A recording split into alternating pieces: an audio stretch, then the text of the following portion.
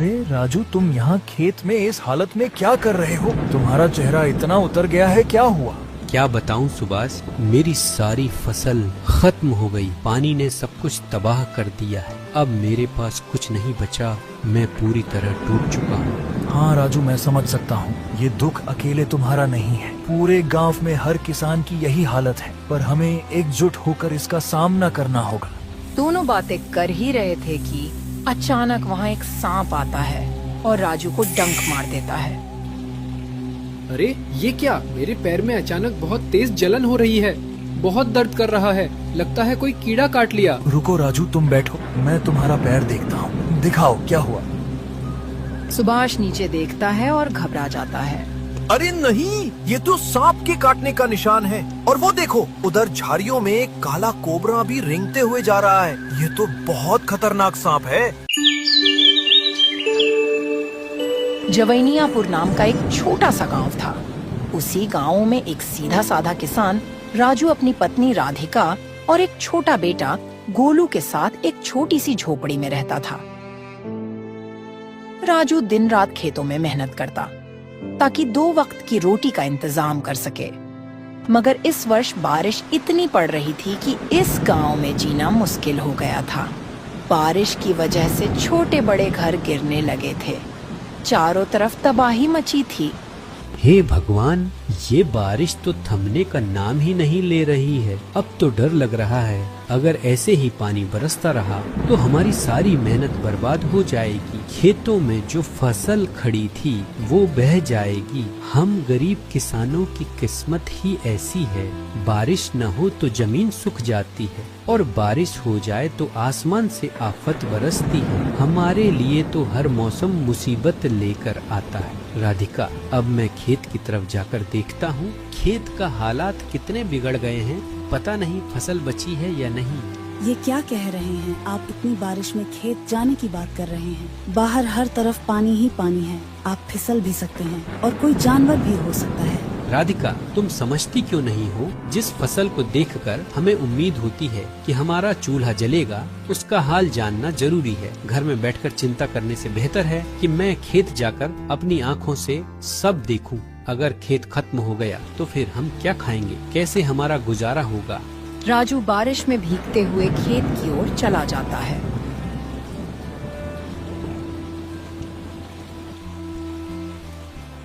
और जैसे ही खेत पहुंचता है, उसके चेहरे पर निराशा फैल जाती है, क्योंकि उसकी सारी फसल पानी में बर्बाद हो गई थी।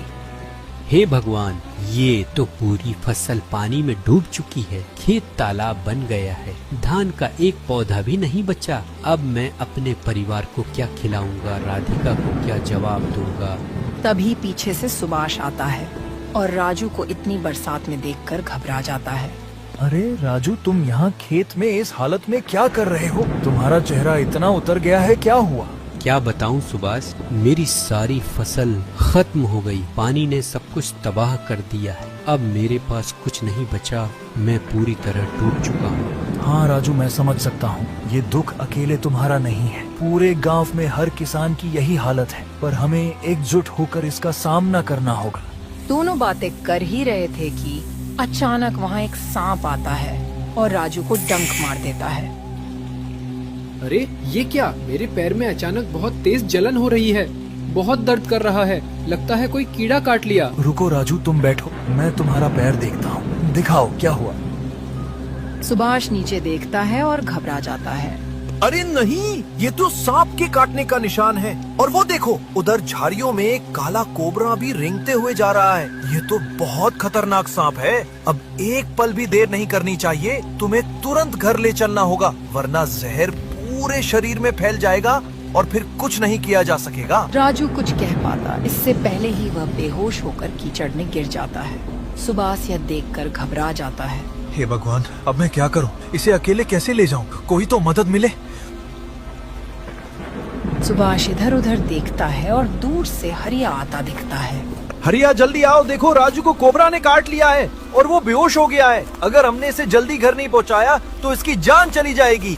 अरे राम राम, इतना भयानक जहर! जल्दी उठा इसे सुभाष, हम दोनों मिलकर इसे इसके घर ले चलते हैं, नहीं तो कुछ अनहोनी हो जाएगी। दोनों मिलकर राजू को उठाते हैं और उसके घर की ओर भागते हैं। बारिश अब भी रुकने का नाम नहीं ले रही थी। राधिका दौड़ती हुई बाहर आती है और पति की हालत देखकर चीख पड़ती है। हे भगवान, ये क्या हो गया राजू जी को? ये इस तरह आंखें बंद किए हुए क्यों पड़े हैं? कुछ बोल क्यों नहीं रहे? राधिका, राजू को कोबरा सांप ने काट लिया है। हम जैसे ही खेत से लौट रहे थे वो गिर पड़ा और बेहोश हो गया। हमें तुरंत किसी वैद्य को बुलाना होगा। सांप ने काट लिया। अरे भगवान, मैंने सुबह ही इन्हें मना किया था कि इतनी बारिश में बाहर मत जाइए, खेत में कुछ भी हो सकता है, लेकिन ये कभी मेरी सुनते ही नहीं है। राधिका रोती हुई दौड़ती है।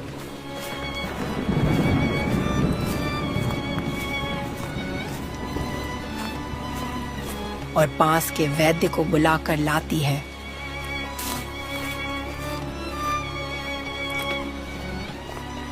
वैद्य राजू का निरीक्षण करता है। हालात काफी गंभीर हैं। जहर शरीर के हिस्से तक पहुंच चुका है, लेकिन घबराओ मत, मैं अपने पास की सबसे तेज असर वाली जड़ी बूटियों से इसका इलाज करता हूँ। वैद्य जी, जल्दी करिए ना, मेरे पति को कुछ हो तो नहीं जाएगा। मेरा मन बहुत घबरा रहा है, आपका हाथ जोड़ रही हूँ, जरा जल्दी मेरे पति को सही करो।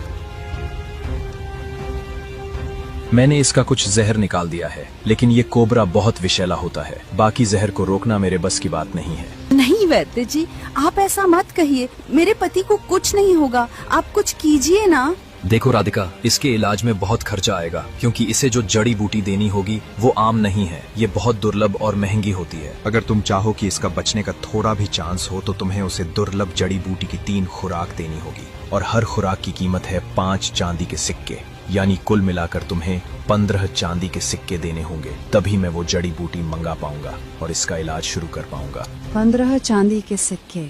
लेकिन वैद्य जी, मेरे पास तो एक भी चांदी का सिक्का नहीं है, मैं इतने पैसे कहाँ से लाऊंगी? कम से कम मेरे बच्चे का तो मुंह देख लीजिए, मेरे बच्चे के सिर से उसके पिता का साया हट जाएगा। आप कुछ कीजिए ना। मुझे माफ करना बेटी, लेकिन अगर तुम्हें अपने पति को बचाना है तो किसी भी तरह पैसे का इंतजाम करना ही होगा। इतना कहकर वैद्य चला जाता है। राधिका आंसू पोंछती है और दृढ़ता से बोलती है, अब मैं हाथ पर हाथ रखकर बैठ नहीं सकती, मुझे पैसों का इंतजाम करना ही होगा, चाहे जैसे भी करना पड़े। वह भागते हुए गांव के जमींदार के घर पहुंचती है।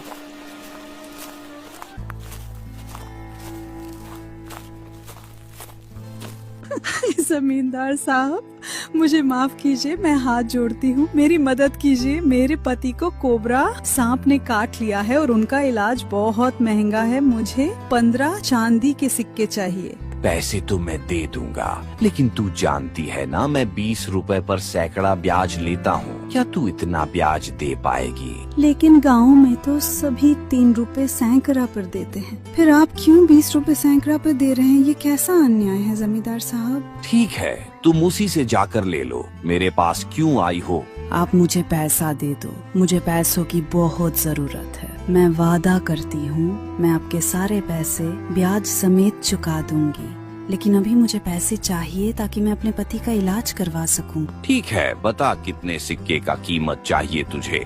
15 चांदी के सिक्के साहब।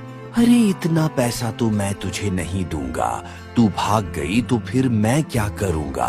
तू तो गरीब है ना, तेरे पास गिरवी रखने को भी कुछ नहीं है। मैं अपना घर और खेत सब गिरवी रख दूंगी, लेकिन मुझे मेरे पति की जान बचानी है।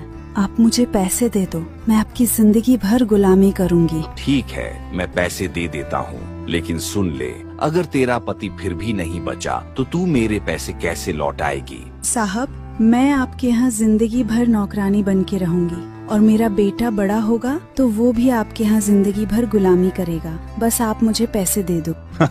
ठीक है, वैसे तू भी बहुत सुंदर है, किसी तरह मैं तुमसे पैसे वसूल लूंगा। राधिका कुछ नहीं बोलती और पैसे लेकर वैद्य के पास जाती है।